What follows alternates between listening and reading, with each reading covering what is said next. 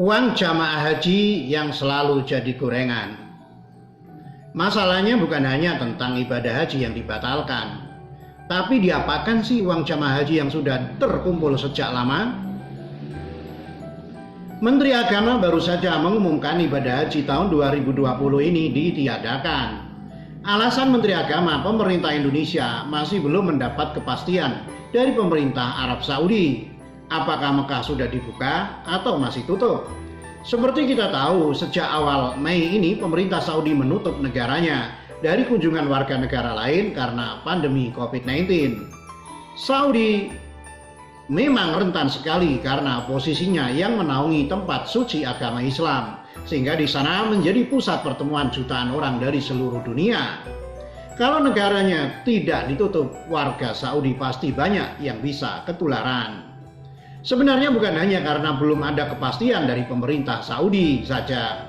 Ibadah haji tahun ini dibatalkan. Pemerintah Indonesia juga khawatir terhadap warga negaranya sendiri. Kalau nanti mereka tertular di negara lain ketika pulang nanti, mereka bisa membawa virus berbahaya yang akan menyebar ke seluruh Indonesia. Pasti banyak yang kecewa dengan kebijakan ini. Karena kita tahu sendiri, orang yang ingin berangkat haji harus menunggu minimal 8 tahun. Mulai saat mereka mendaftar sampai mereka berangkat. Ini karena permintaan haji dari Indonesia yang sangat tinggi, sedangkan kuota dari Saudi yang sangat terbatas.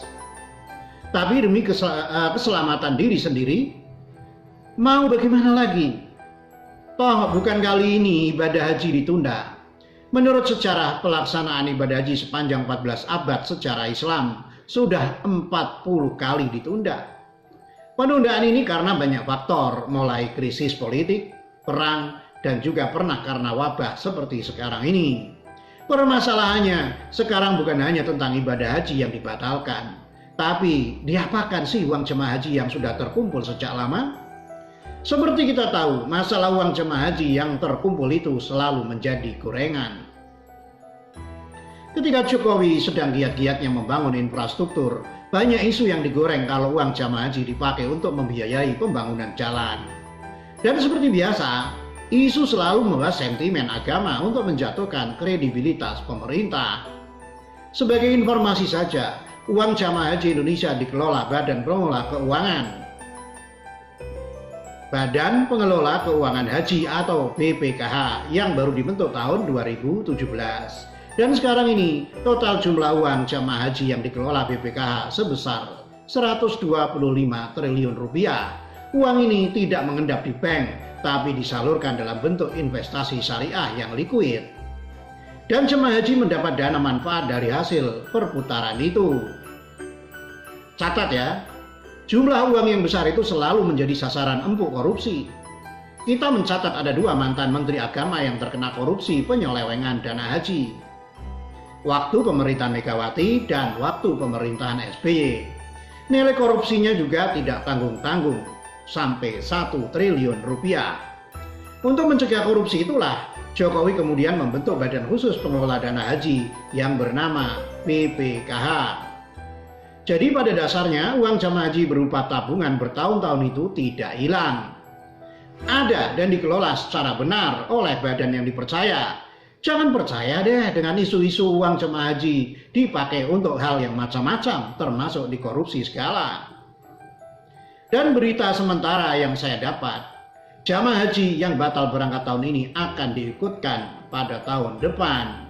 Kalau begitu sebenarnya tidak ada yang batal haji, hanya diundur ketika waktu memungkinkan. Jadi tidak perlu marah-marah deh, karena pemerintah pasti mengambil keputusan terbaik untuk rakyatnya.